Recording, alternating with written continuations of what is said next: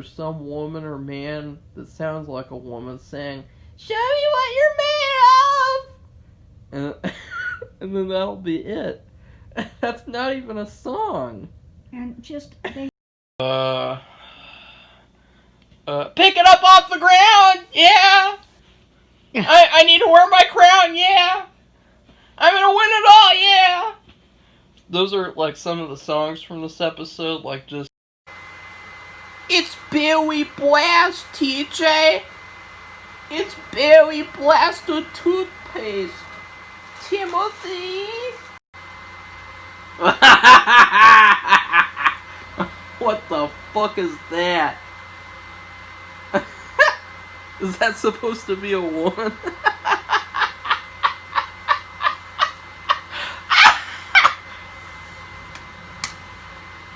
Oh, fuck. Tutti Frutti or Sticky Socks. Oh, another optional dialogue.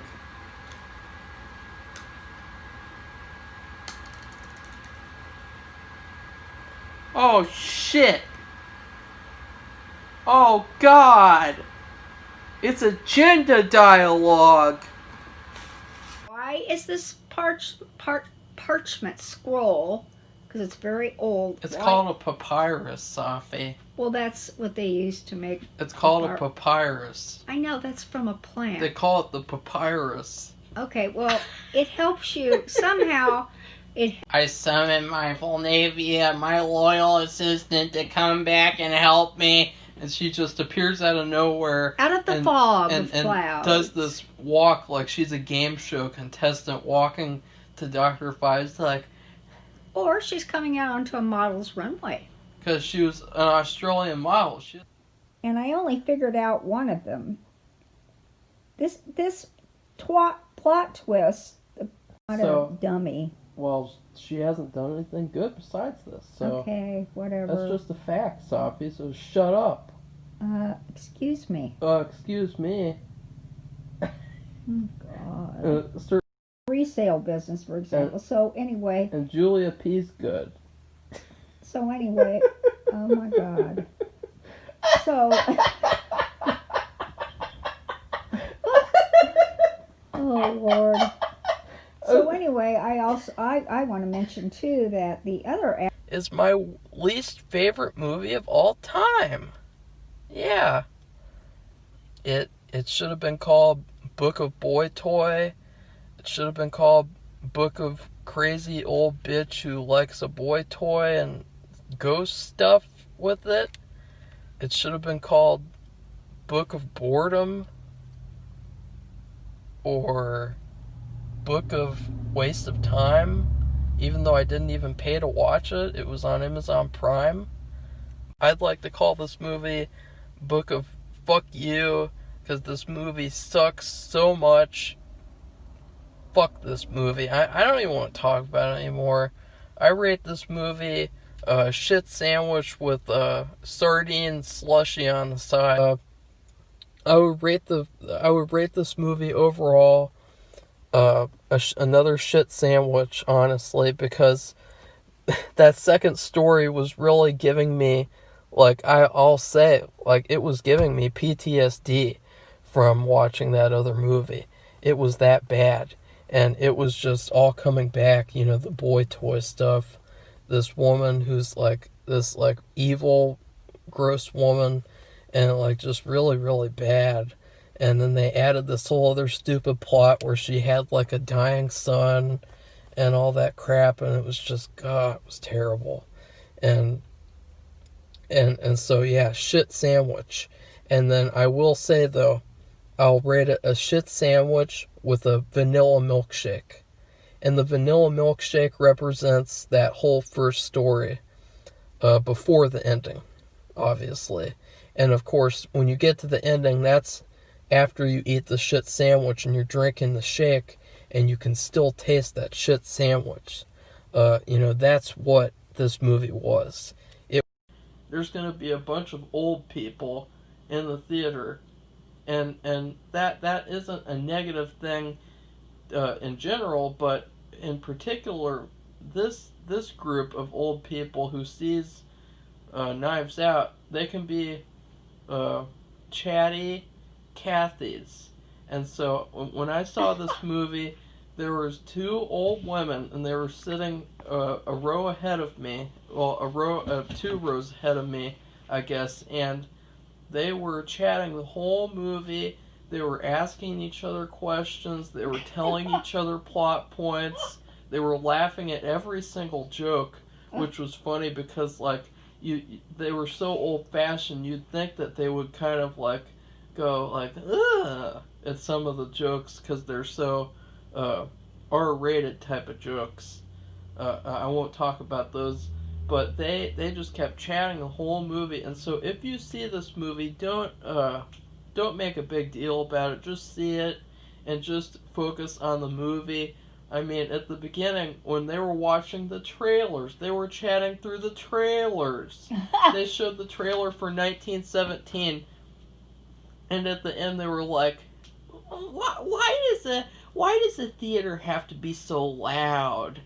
And then and they had a point with this next one, but it was just a very old fashioned and queer remark that they showed these other trailers that were kind of race baity, Oscar bait, race dramas, because it's getting close to February, Black History Month, and one of them said, "Why do they keep making so many racial movies nowadays?" They didn't even say racial; they said racial, and so it was really funny. And so I could. Well, but they just threw them away, like what they did, almost like what they did before is meaningless. And I'm thinking, like, do these people have something better to do? Yeah, that's what it I seemed really like. don't like that. I don't understand. There are people out there who want to make movies who are really, they want to do it, and they may not have the money or the people to back them. Like people they know, and it's like someone you know, and they can't do it because of people like this who get to make these movies. And then they just throw them in the trash. Yeah, this movie's And I don't a like trash that. movie. That's not fair. It's Yeah. not fair to those actors who are, and we get to see their work when they do a good job. We get to see their fine work. I mean, McAvoy, how many movies is he going to play where he's like 20 or more characters? And he did every one, and he did them. They're all separate, distinct personalities. It was really good acting. And I don't get to see that ever again. I just think it's a terrible waste. And I don't like it, and it makes me really mad. So anyway, I think we should do our reviews unless you want to point out anything else. It's just a I watched it, and I said, I gotta get this over with, because I'm looking at the cover at these two little guys in Halloween masks and dressed up in robes. Yeah, brown robe. That's supposed to be ghoulies. I just thought I gotta get this stupid shit over with. Marco. And they really should. Every single person, the lighting person, the camera person, the director, the producers, the camera person, I already said that, the cinematographer, the sound person, the editor, every single person who worked on this movie should hit themselves in the face for making this effing movie. This piece of crap, bargain bin, Goodwill VHS, dollar VHS from Goodwill, crappy movie. Okay, hon. There's no violence. There's no nudity in this movie either. You want to talk about the scene? No. Yeah, No why don't you describe it? People like hearing your... I don't even know what you're talking about. Jared Leto, car, throwing something. Oh, no. Yeah, describe...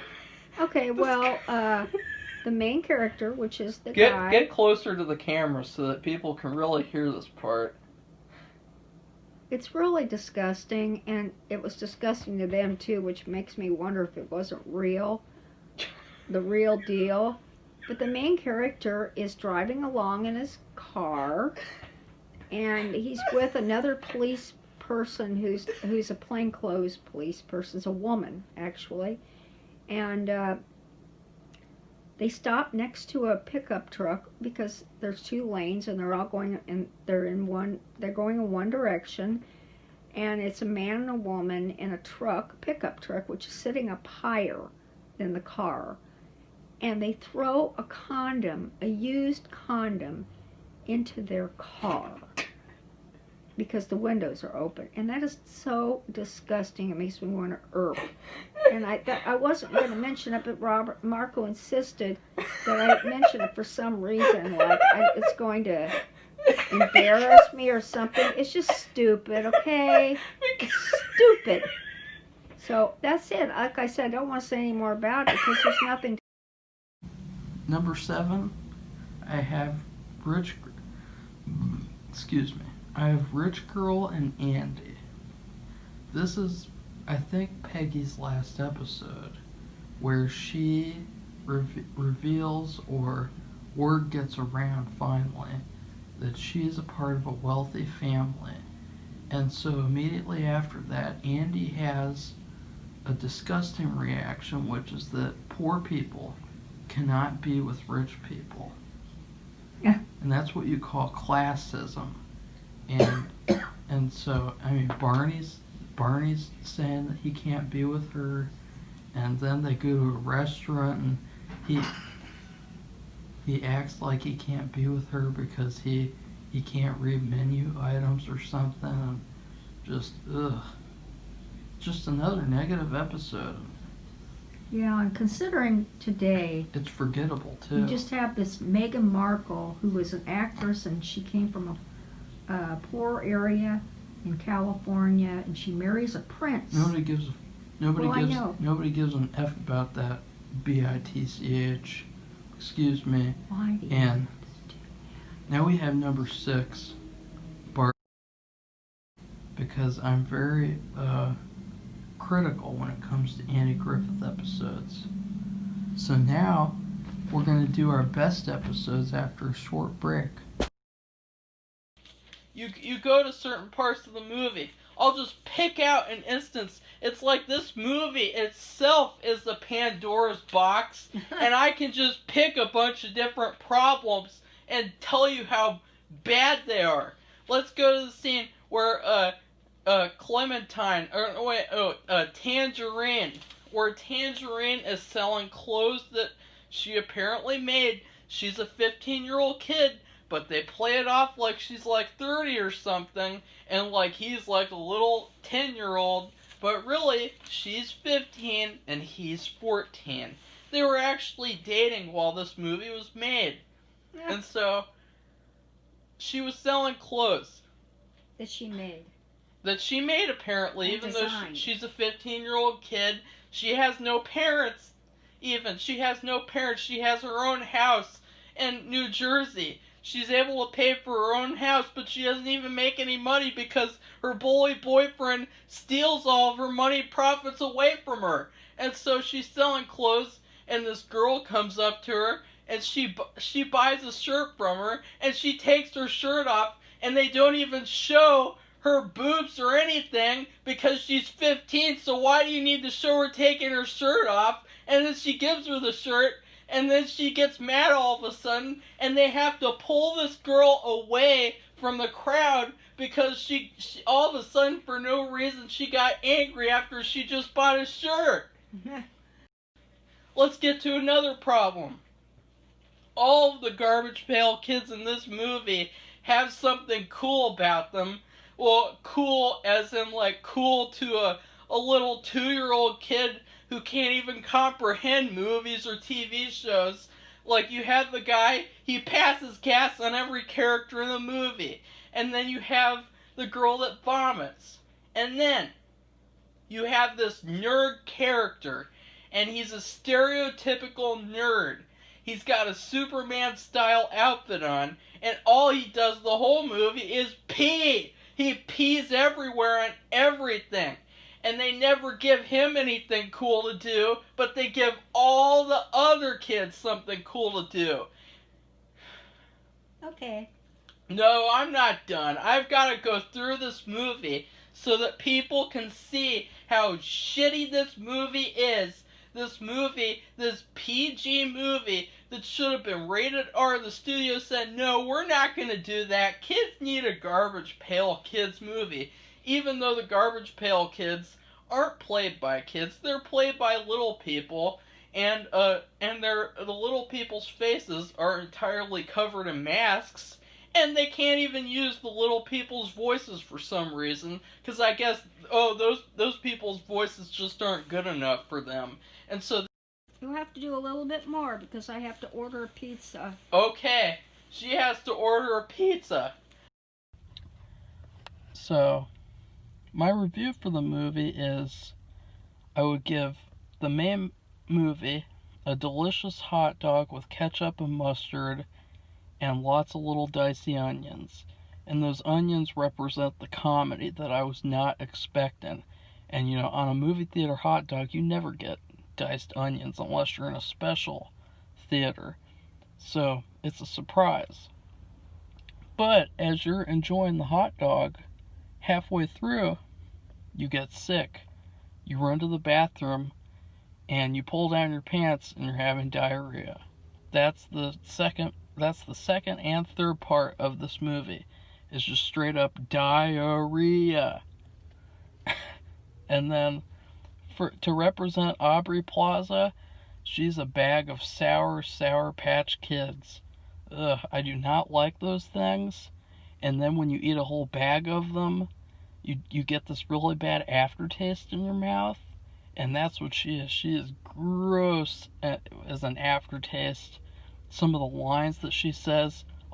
They all work as a team to make the movie really good. Was there any agenda stuff in the movie? Well, I guess there was something really small, but that doesn't count. That I didn't I know even what you're notice. talking about. But with somebody who is hearing disabled in the classroom, but I didn't see that. And if I didn't see it, of course, I'm not really good with remembering everything, like the little girl's name, even though I saw it written. Bonnie. Written on the bottom of her feet multiple times, bottom of the toys. Even the Forky, she even writes her name on the feet of the Forky figure. So, no, I don't think so. There's a scene where they actually meet. Shia LaBeouf meets Dakota Johnson, and it's the weirdest.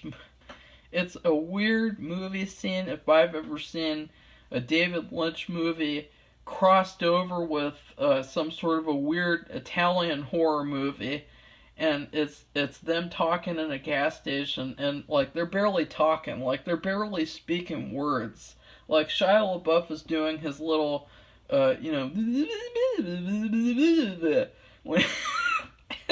like Shia LaBeouf is in like my top 10 favorite actors, so and he's the best part of this movie. But there's this little thing that he likes to do sometimes where he takes a couple of sentences and he kind of stacks them on top of each other like it's a machine gun, like, and then at the same time while he's doing that, Dakota Johnson's walking away and she's going like, and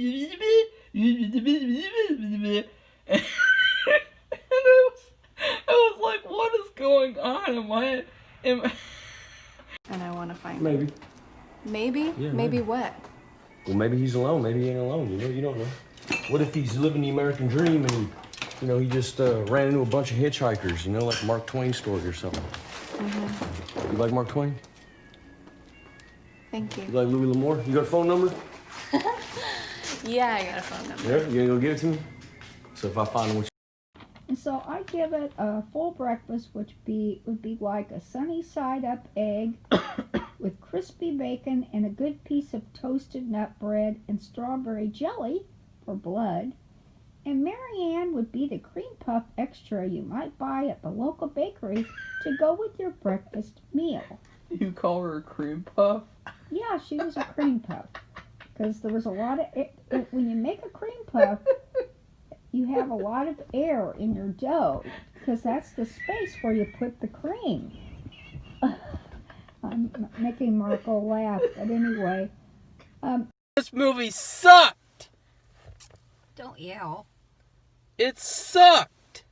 Safi, who the hell came up with watching this movie?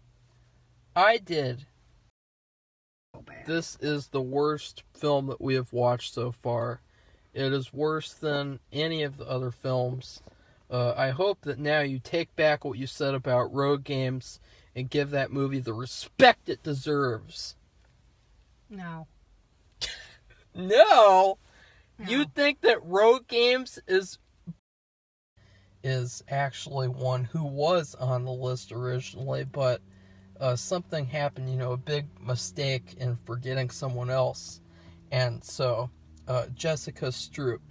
And, when I watched Iron Fist, I was thinking about her the whole show. The whole show. Other people were thinking about Iron Fist. I was just thinking about fisting her.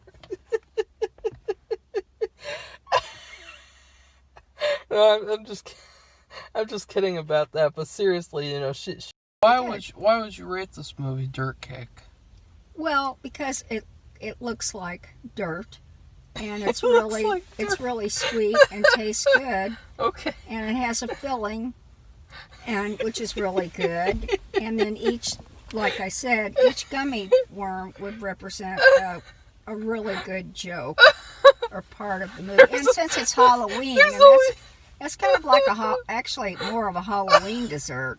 In fact, I did a kids' party 1,000,000 years ago when Marco was a little kid, and I think I made like kind of a dirt cake. It was in a flat. You put marshmallow tombstones in it. Yeah. It was in a sheet cake pan, I believe, and so I gave out like squares of it. Well, I tried. You can't really make that into squares. And like Marco said, I don't know if they make them anymore, but those marshmallow tombstones. You said the movie looks like dirt. Well, it's not what you think. You think these people are ugly, weirdo, monster-looking people, or just strange, and they may look like that, but underneath they're smarter than they look. And then you say, and then you say there's Poor Marco. Why don't you give your review now instead of laughing at mine? You say that there's only 4 gummy worms. Well, I don't know. And the gummy worms. You don't want to. You're going to count every single. Like they did, like one every few minutes. Or one every 10 minutes. You don't want to. Wouldn't put 25 gags in there, or 25 gummy worms. It would make it taste terrible. Well, you said that would be bad. You said they represented all the jokes.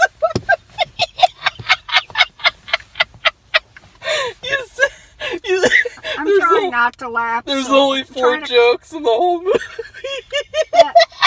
That isn't what I mean at all, but I think you heard what I meant, so. Poor Marco, I don't know if he's going to be able to get to this review. And then Why don't you give me your review? I can't wait to hear it. Well, okay? uh-oh. Okay, I would actually give this movie, I thought about it, I give it a bag of gummy worms.